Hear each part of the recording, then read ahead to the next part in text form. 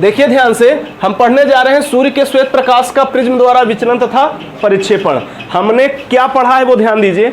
हमने ये देखा कि जो प्रिज्म होता है वह किसी श्वेत प्रकाश को अपने रंगों में, उनके घटकों में वियोजित कर देता है, विभक्त कर देता है।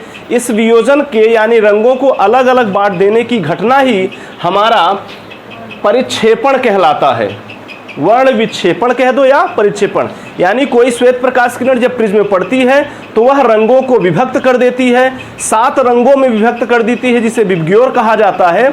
उस घटना को ही हम परिक्षेपण या वर्ण विक्षेपण कहते हैं। एक बात और, दूसरी बात हमने विचलन भी लिखा है। विचलन का मतलब वह मोड़ देना, विचलित कर देना, अपने मार्ग पे प्रकाशों को न रहने देना ही विचलन कहलाता है। तो सिंपल चीजें, ये चीज हम लोगों ने पढ़ रखा था। अब हम देखिए ध्यान से आगे क्या देखेंगे। हमने ये देखा कि जब श्वेत प्रकाश जा रहा था तो उसे जाना तो ऐसे चाहिए था, लेकिन हुआ क्या कि वह मुड़ गया और प्रकाशों में विभक्त होकर निकल रहा है। सबसे पहले मैंने देखा कि जो ऊपर वाला किरण था वो लाल रंग का है और जो नीचे वाला है वो बैगनी है।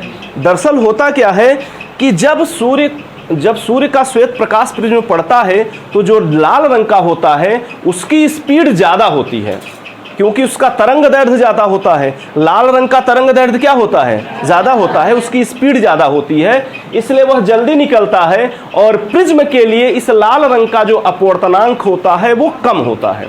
तरंग दैर्घ्य ज्यादा होता है लेकिन अपवर्तनांक क्या हो जाता है? कम। अपवर्तनांक का मतलब होता है प्रिज्म का किरणों को मोड़ना।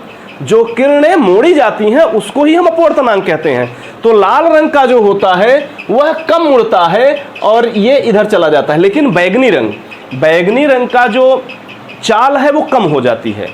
प्रिज्म के अंदर जब हम जो प्रकाश की किरण चलती है तो होता क्या है कि उसकी चाल कम होती है। चाल कम होने से उसका विचलन जो है वो ज़्यादा हो जाता है, यानी वो विचलित हो जाती है ज़्यादा। तो यह विचलित होकर निकल गई बैगनी, ठीक है, इधर निकल आई। अब हम देखें ध्यान से तो यह विचलित क्या हुआ? विचलन का मतलब ये लाइन पूरी थी सीधी। अगर हम रेड की बात करें तो वह केवल इतना विचलित हुआ है, और बैगनी की बात करें तो वह इतना विचलित हुआ है। तो सबसे ज्यादा विचलित कौन हुआ है? बैगनी।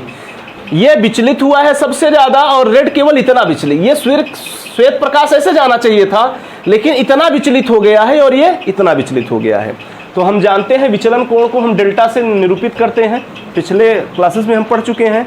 तो हम ये रेड वाला जो है, लाल वाला जो है हमारा विचलित हो रहा है तो इसको हम डेल आर कह देते हैं, रेड। और उसके बाद बैगनी वायलेट, यानी हम इसे डेल वी कह दें, कितना विचलन है।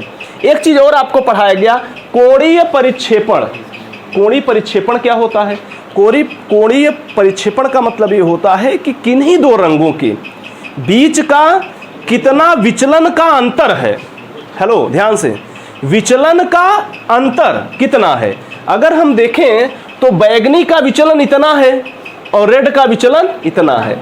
इनको हम ये जो विचलन हो इनके पीछे मिलाए तो एक थीटा कोण पर ये काटते हैं, यानी यही इनका क्या है? अंतर है। यही इनका कोणीय परिक्षेपण है। कोणीय मतलब थीटा ले लिए ना, कोणीय परिक्षेपण। अगर वैसे देखें यानी ये थीटा निकलेगा कैसे, तो देखिए ये बैगनी है, ये इतना विचलित हुआ है, और ये वाला रेड है, ये इतना विचलित हुआ है, यानी डेल आर। तो डेल वी में से डेल आर घटा दे तो यही बचेगा कि नहीं? इसी को हमने क्या माना है? कोणीय परिक्षेपण। यानी हमारा कोणीय परिक्षेपण हो जाएगा theta equal to del we minus del R. देखिए मैंने यही लिखा है, theta equal to del we minus del R, यानी डेल आर व डेल वी लाल व बैगनी रंग के किरणों के लिए विचलन कोण है।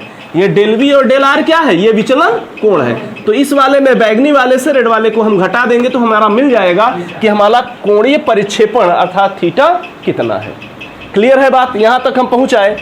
अब हम ये मान लेते हैं कि हमारा जो रेड कलर का है, जो लाल है, उसका अपवर्तनांक एन आर है। अपवर्तनांक कितना है?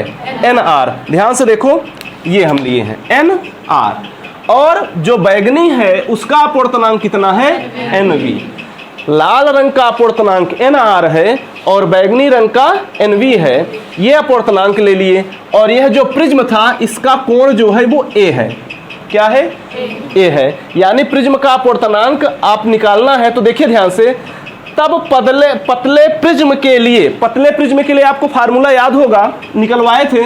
Del m equal to n minus 1 into r, यही था sorry del m equal to n minus 1 into a, यही हमने निकाला था पतले प्रिज्म के लिए विचलन। तो हम ये देख लें कि r वाला विचलन कितना है, तो del r equal to n की जगह कितना रख देंगे n r माइनस 1 और a तो वही है तो a ही रहेगा। इसी प्रकार हम बैगनी रंग का देख लेंगे, तो बैगनी रंग का डेल v इक्वल टू हो जाएगा nv माइनस 1 इंटू a, दोनों का डेल r तथा डेल v की वैल्यू हम प्राप्त कर लेंगे। अब हम थीटा ये वाला फार्मूला जो है इसी पर रख दीजिए, ये समीकरण 1 है ना, कोणीय परिक्षेपण theta equal to del we minus del r, तो इसी को चाहे एक मान के लिख दीजिए या डायरेक्ट आप लिख लीजिए। कोणीय परिक्षेपण का फार्मूला यही होता है, डेल वी और डेल आर की वैल्यू जो आपने निकाला है वही हम रख दें। डेल वी का निकाला है हमने एन वी माइनस 1 इंटू ए हमने रख दिया, फिर हमने डेल आर की वैल्यू निकाला है एन आर माइनस 1 इंटू ए, वो भी रख दिया।